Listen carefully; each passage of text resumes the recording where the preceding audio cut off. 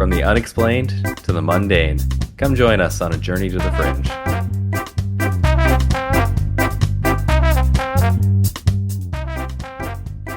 Hello and welcome to Journey to the Fringe, where we haven't been sued yet. So, it probably means everything we say is the truth and right. Until, of course, we do get sued at some point, in which case they're just trying to hide our truth from you. It's a win-win situation for us, and by extension, I assume a win-win situation for you guys as well. We are your winningest podcast hosts, Taylor and Chelsea, here today to do a Chelsea episode that I always am confident that I've just nailed our intro for it. Yeah. And regarding being sued, number one, I hope you didn't just jinx us. No, because I did it both ways. And then, if we are going to get sued, I hope it's for stealing public beach. I was really thinking it was going to be I wouldn't have Shenyang. anywhere to put that sand. I'm not a billionaire that has oceanfront property. Who am I kidding? I can't even steal sand from the rich and give it to the poor. The poor don't have beachfront properties.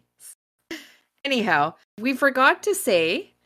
Well, I mean, I'm going to say it right now. It's not that I forgot to say it. I'm remembering to say it. Happy Friday the 13th. I hope, at least, we calculated this right. Right. I've completely slipped my mind, as you know, we are recording very much in the past. Yeah. And in honor of this Friday the 13th and Camp Crystal Lake, I've decided this week to have a closer look at some haunted campgrounds, which are close enough to Camp Crystal Lake and not unlike Camp Crystal Lake, except more haunted and less resident Jason Voorhees being there. First one up. Bottle Hollow Campground in Utah. And this one's come up before very briefly, and it's as close as you can legally get to Skinwalker Ranch, yes. which is located in the Ute Indian Territory. This beautiful reservoir lake is great for fishing, hiking, and skinwalker spotting. I especially need to stay away from here, though, because I've done too much talking about skinwalkers, and I have a bounty on my head in their territory, so I can never enter that state ever again. This campground is frequented by a hunting party of Ute Indians, for one. I'm sure there's a lot of messed up things going on around there. One is a bit older than the other three, and they're unremarkable other than their strange choice of dress. And they just, come sauntering through the campground. And when seen, the group is invariably wearing the furs and feathers of a bygone time. They've been spotted sitting around a fire, motionless and silent. One group of campers tells of their encounter with a hunting party, and the campers walked right up to the Utes and tried to repeatedly engage with them in conversation, and they never responded. So it wasn't until a few minutes later, when the Indians faded out of view right before their eyes, that the campers realized the truth. The fire crackled a few more seconds, then disappeared as well, and there is no sign of any burned tinder or any other evidence that the Ute had been there at all. Now, I couldn't actually find any other stories of people sharing of their experience at the campground, as far as if they experienced any of the other weird paranormal activity that happens on Skinwalker Ranch. Chelsea, I do have to ask, they kind of just assumed they're Ute, right?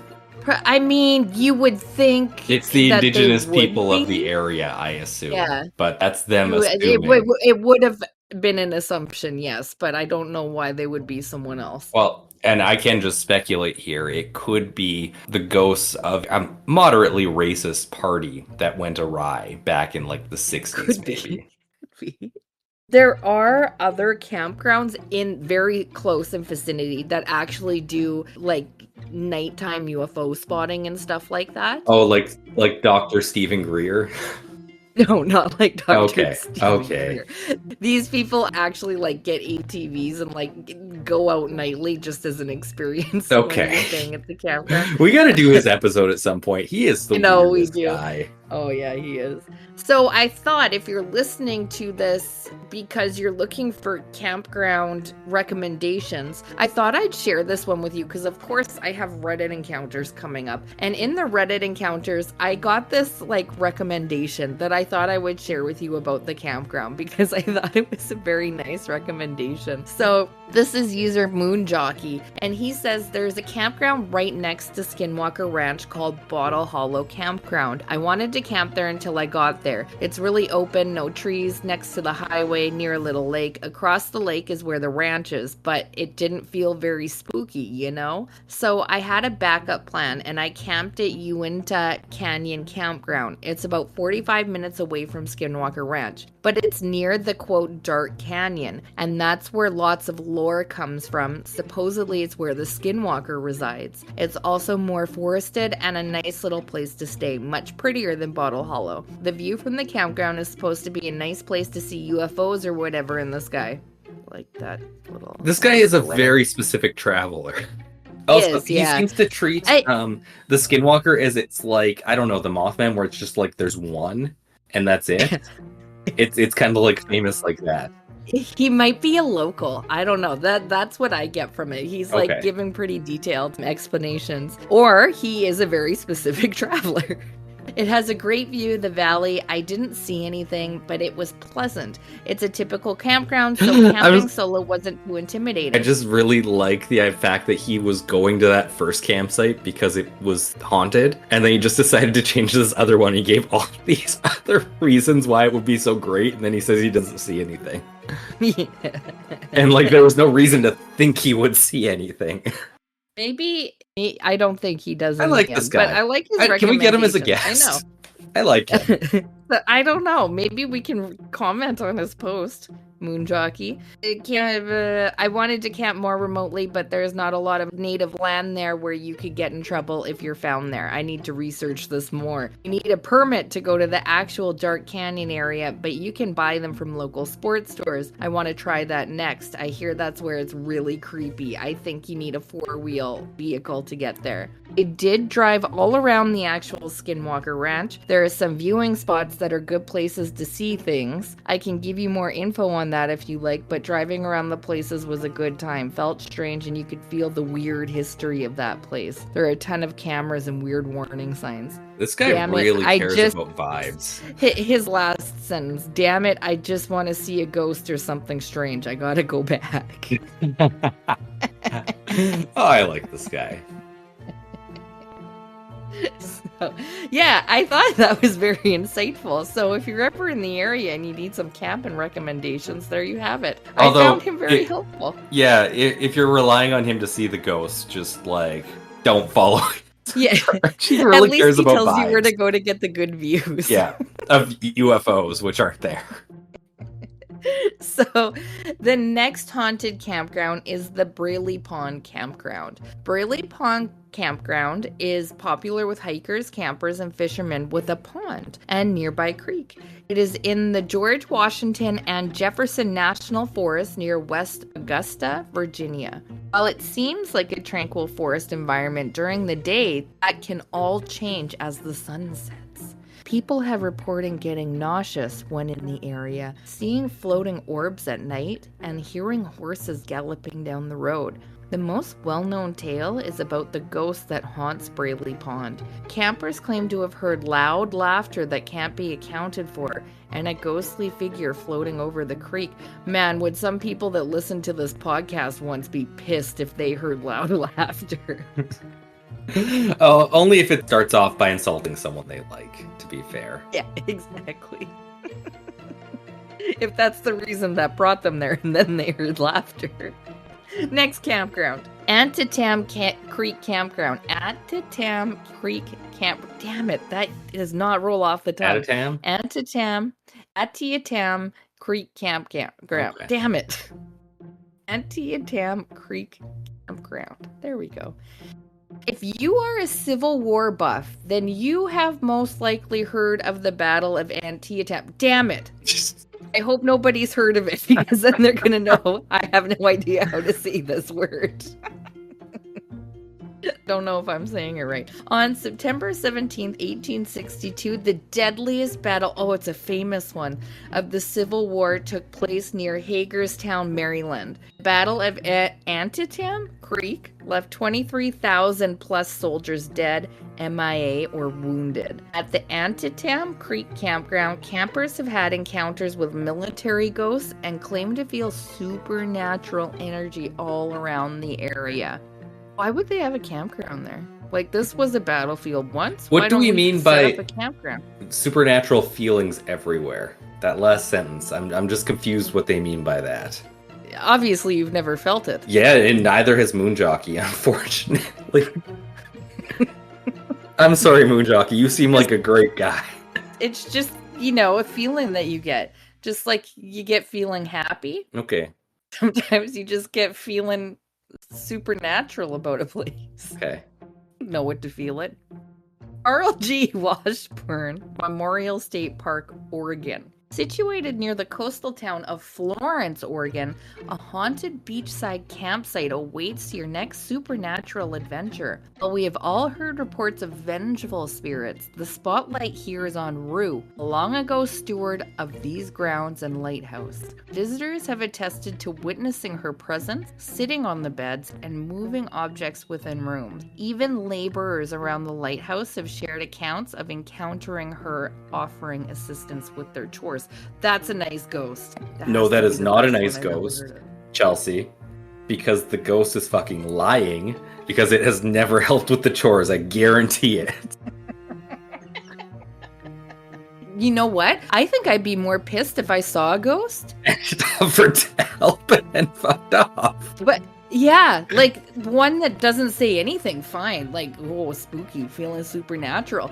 But one that's like, can I help you with those chores? And you're like, yeah, I could actually really There's a use lot to hand. do. I could really use a hand. And then they just fucking disappear. Like, I would be pissed. I would not be feeling supernatural.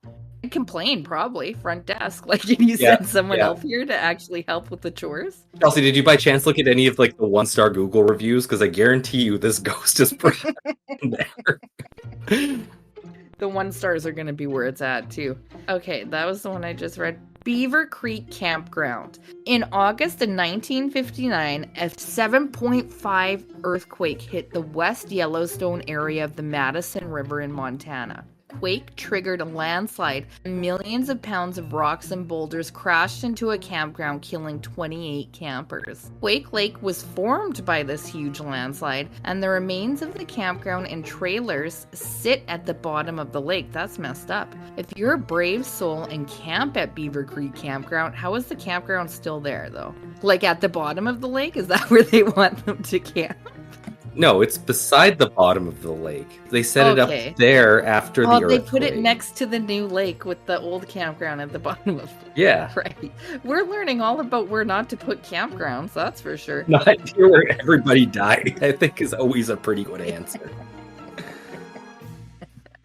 Be sure to take a stroll down to Quake Lake at night. If it is a motionless night, you may be one of the lucky ones who see glowing orbs floating over the water where the campground once was. See, haunted campgrounds are a next level of spooky because there's something about like not camping and just being in a house, but camping in something that's just like a thin piece of fabric. You don't really have protection. By the way, I'm just assuming we are talking about tent camping because I think this loses vibes if you're in an RV. I did not picture an RV at all through any of this, and I think I should have started this episode by saying you need to be picturing tent camping for sure, just to give you the those are the spooky vibes. Yeah, you know what? This podcast. I could picture a tent trailer, perhaps, maybe even an Airstream, but that's where it like tops out. Yeah, even the Airstream's too much. Yeah, it's a little too fancy. Yeah, it's got to be a little run down. You need less between you and the ghost. It can only be fabric between you and the ghost. I think that's fair. Yeah. And they know you're in there, but you don't know they're out there. You can't see them through the fabric. It's not that thin that you can see through it. So if that makes you feel better about it, then so be it. Big Moose Lake, New York. If you're in the Oh, shit. Adirondacks? Adirondacks. Adirondacks. Oh, that's a nice word. How do you know that? You've never heard of the Adirondacks? No. What is it? It's lakes in New York. No, never heard of them. Okay. Area, Big Moose Lake is a must for ghost enthusiasts. For more than a century, individuals have caught glimpses of the spectral figure of a woman named Grace Brown. Her tragic demise transpired many years past on the shores of Big Moose Lake. Testimonies recount her ghost wandering along the lake's edge, while others believe they've witnessed the apparition of a woman in a ethereal form submerged in the waters as if reenacting a drowning scene. In 1906, an 18-year-old named Grace Brown was toiling away at a skirt factory in Cortland, New York. Fate introduced her to a beguiling nephew of the company's proprietor, Chester Gillette. Their affections bloomed in secrecy, culminating in pregnancy, and fearing the plight of an unmarried mother, she implored Gillette to wed her, yearning for an escape from such a fate. Her hopeful anticipation, he pledged a journey, presumably a proposal in the making. Venturing to upstate New York, they embarked on a canoe voyage upon the lake. However, amidst their journey, Gillette, armed with a tennis racket from his bag, struck a brutal blow to her head, and despite her earlier admission of being unable to swim, the impact cast her into the water, where she met her tragic end by drowning. Gillette's arrest swiftly followed, leading to his eventual death sentence. Since those fateful events, she is often seen wandering the shores of the day, visiting the local cottages nearby, or reliving her traumatic death. She has busy, full days, it sounds like. Yeah, and most importantly, she doesn't seem to attempt to fake it out and ask to help with the chores, which I'm on her side. She seems better. Yeah, she does. She keeps busy, too. According to local legends, she is trying to extinguish all the lights in the local houses, but no one knows why. It's almost as if they made it up because it has nothing to do with her story. Yeah. Also, I would really like to see someone who was around before electricity and probably had open flames, how they're trying to extinguish lights as a ghost. Like, it would be kind of spooky, but also kind of funny to watch. Yeah, a little bit. Like is she going up to the light and like blowing on it, or like trying to engulf it with her hands, or what? Or like put a blanket over it to put it out. And I feel like I would just feel bad, and I would like ask the ghost, do you want it off? Here, let me help take it off. Humboldt Redwood State Park. If you're looking for a more haunted campground in California, then add Humboldt Redwood State Park to your list. While you might catch a glimpse of Bigfoot, you might also encounter the spirits of Native Americans. Oh shit, I should have looked this up. Sinkyone people? Sinkyone people? Used to live in the forest, and their spirits remain to protect the sacred trees. I'm sorry, I wish I knew how to say that. Visitors and campers have reported seeing spirits landing in the dark forest and slowly melting into the forest. The Humboldt Redwood State Park is also home to the 6 ghost trees that the Sinkyone people deemed secret trees and are protecting. The ghost trees are rare albino redwoods that average 30 feet tall. That one's a cool one. Holy Ghost Campground in New Mexico, situated in the outskirts. Oh wow, this one just embraced their name. Yeah, got ghosts. Holy ghosts. That lake that woman was murdered on was a Big Moose Lake. Why can't it be like Murder Attempt or Murder Lake or something like that? Just embrace it. Murder Lake, yeah. No, you're right. Like, name it after. No, you know what? I think you gotta go a little fancier and do Lake Murder. Okay, I mean, a lot of these could be lake murder. What about the one with the campground under the new lake? No, earthquakes don't murder. Don't think they have the intent to murder.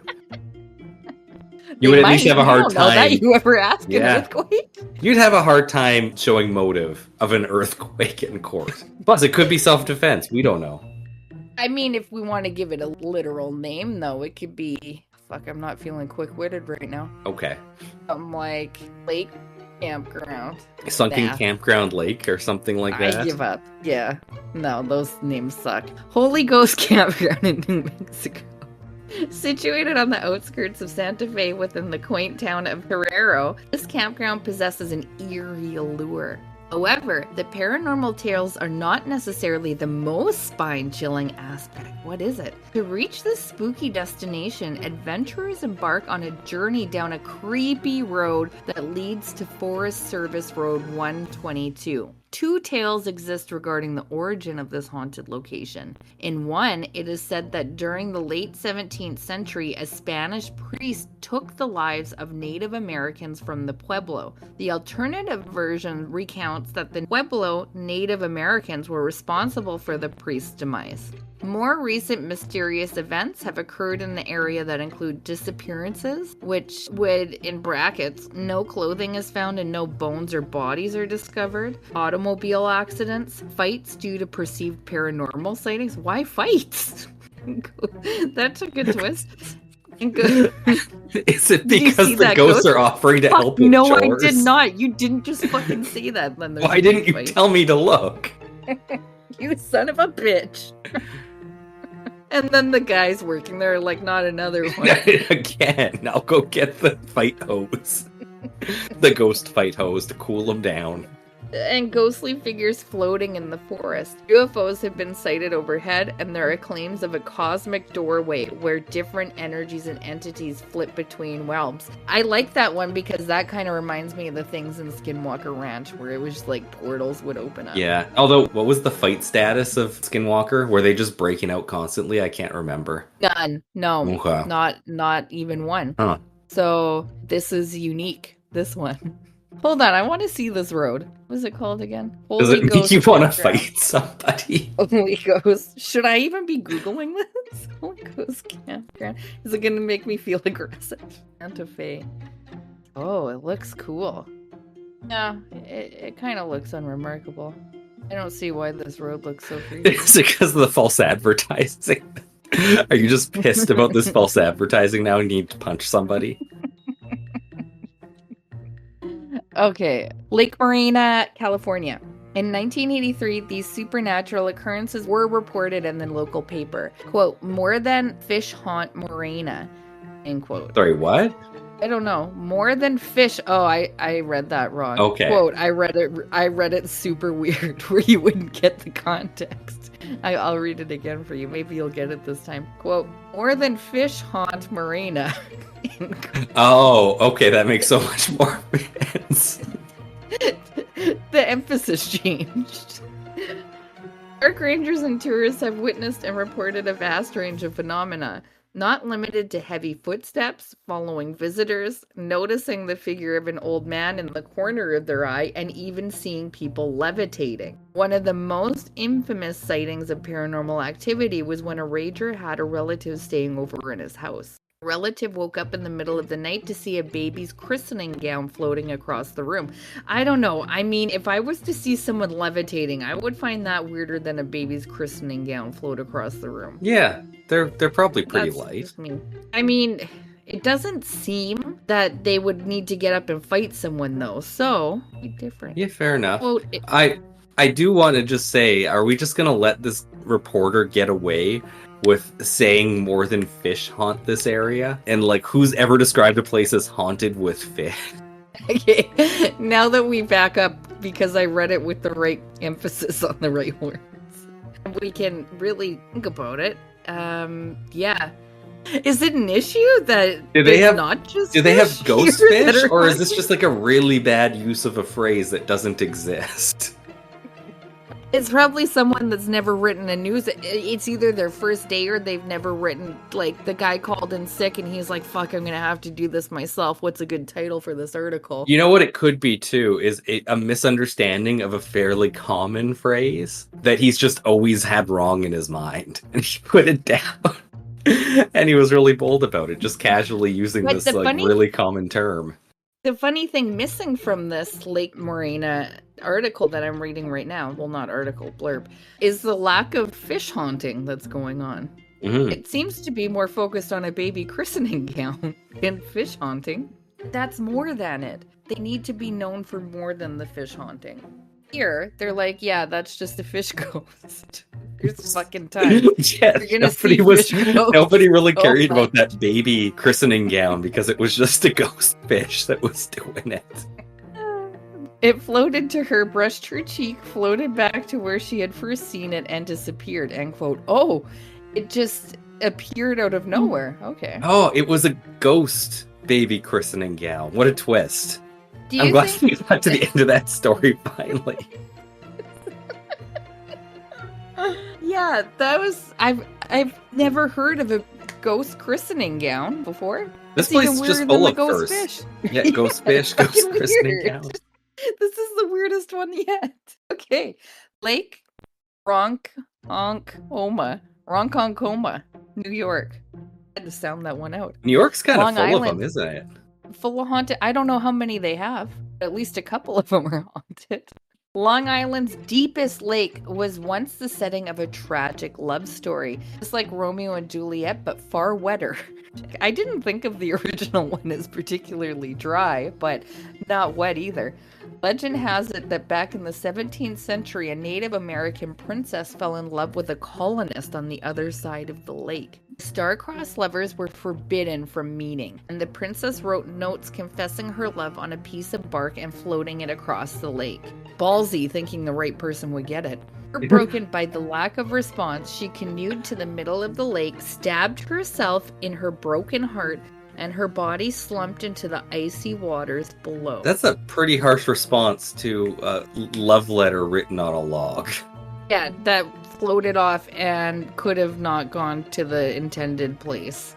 So... Do you think it turned into like a chain letter, and that's why she ended up killing herself? And that's the origin of the chain letter. Yeah. Forward this log on to 10 more people, or you will die. You know what's funny? This generation is never going to know. When's the last time you got a chain letter? Did you ever get one? I don't think I did. And I know the email version existed, but I think they get caught by spam filters now. Yeah. Also, people try to make money off them now, too, which is really sad. I legit got one in the mail. That's a pity that technology took chain letters away.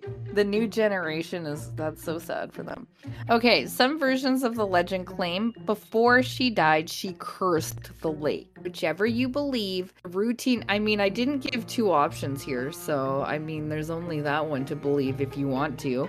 The routine drowning of a young man on a yearly basis is enough to stir up the story. There have been at least 160 drownings here from the 1850s to the 1970s. A majority were men fitting the story. Is she still looking for the man she could never be with? Or is she punishing the local community for the divide that kept her from her love? It could also just be like a fairly normal amount of deaths on the water over that time period. I don't know.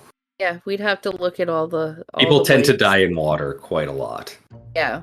Lake Lanier, Georgia. There are a number of ghosts seen at this lake. There's a spirit of a woman in a flowing blue dress roaming around this lake, and several pairs of supernatural hands have been felt reaching out of the depths and grabbing swimmers mid-stroke.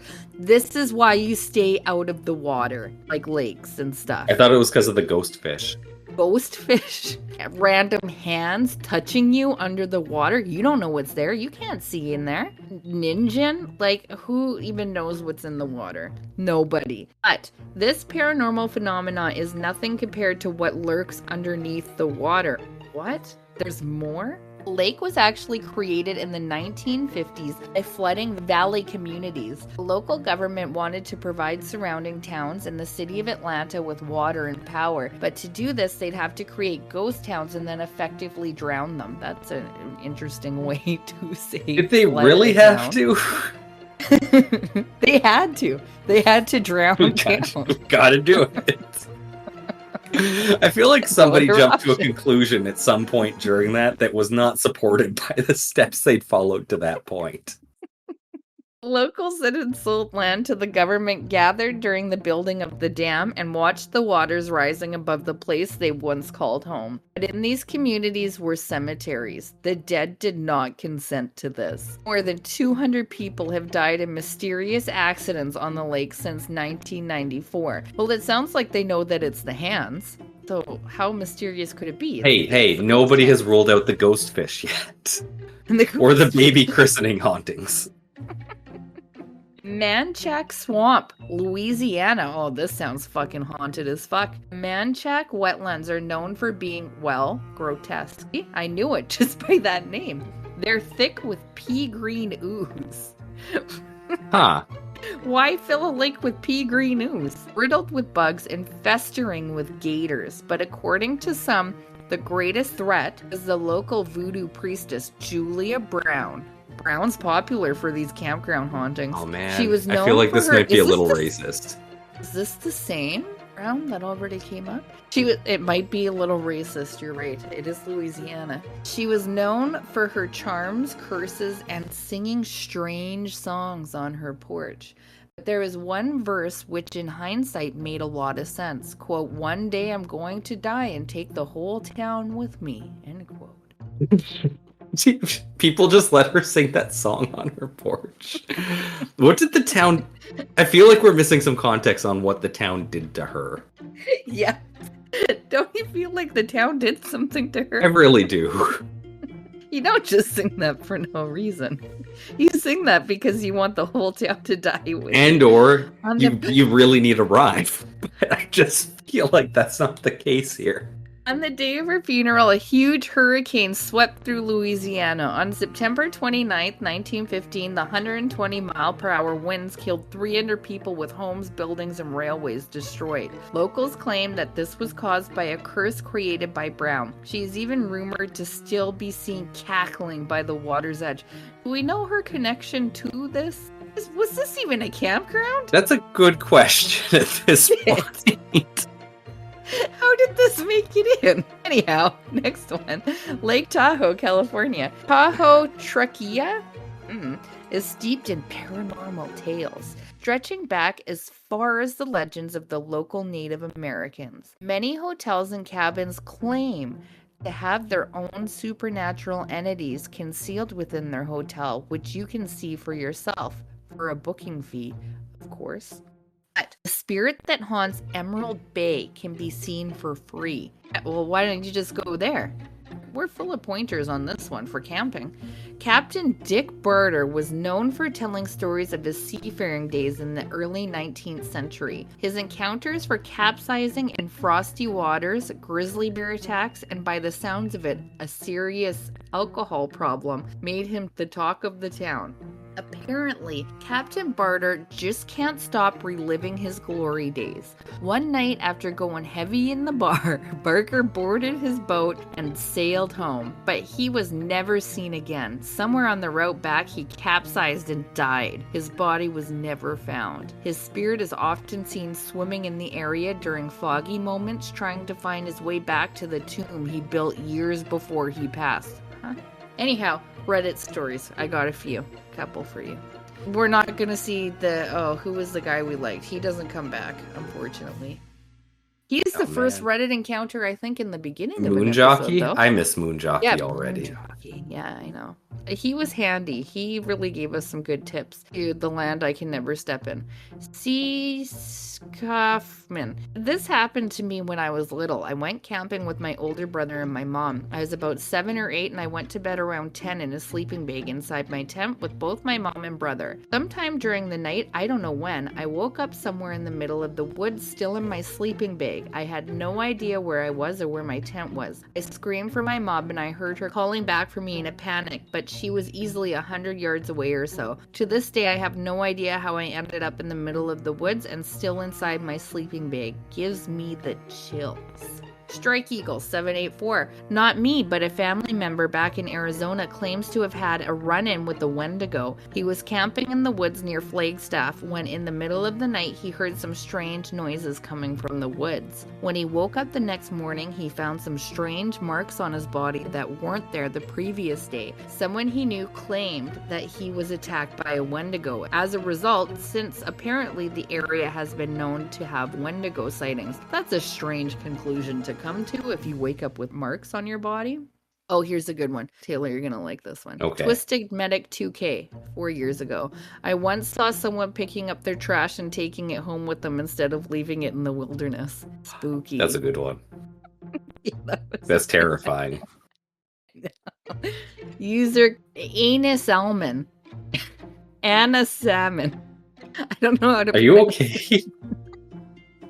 I had a paranormal encounter when I was camping with a few friends in Okanagan Falls. Spooky! British Oh. Columbia, Canada.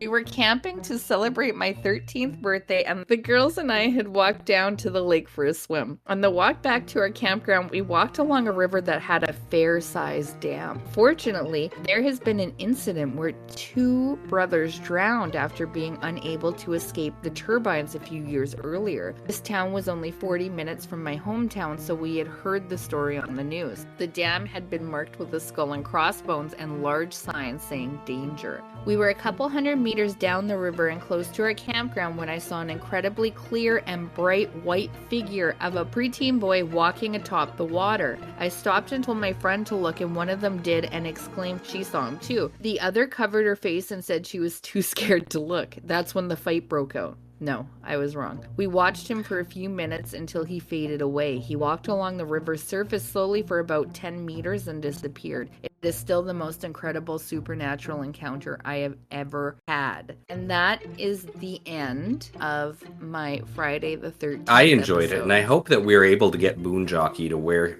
he or she needs to be, both for the vibe setting and for the hauntedness. Have an experience.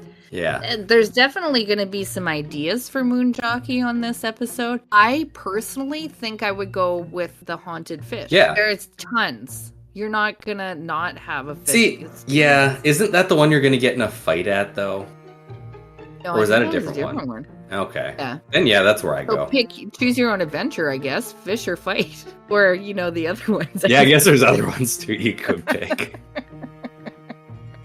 But I hope that makes your Friday the 13th a little bit spookier, especially when you're picturing it all, or just straight up listening to it from inside your...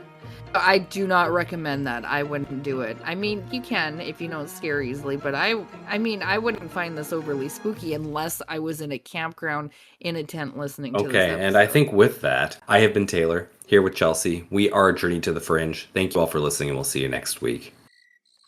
Bye. Thank you for listening to Journey to the Fringe. If you have liked what you have listened to, please like, share, subscribe, or follow, depending on what venue you are listening to us through. Also, please, if possible, leave a 5-star review, as that really helps us in the algorithms. Should you wish to interact with us, please check us out on your social media of choice. I bet you we are there. And if you really want to communicate with us and give us ideas for new episodes, or tell us that we're wrong and terrible, either way, please send us an email at journeytothefringe@gmail.com. For now, I'll see you in the next episode.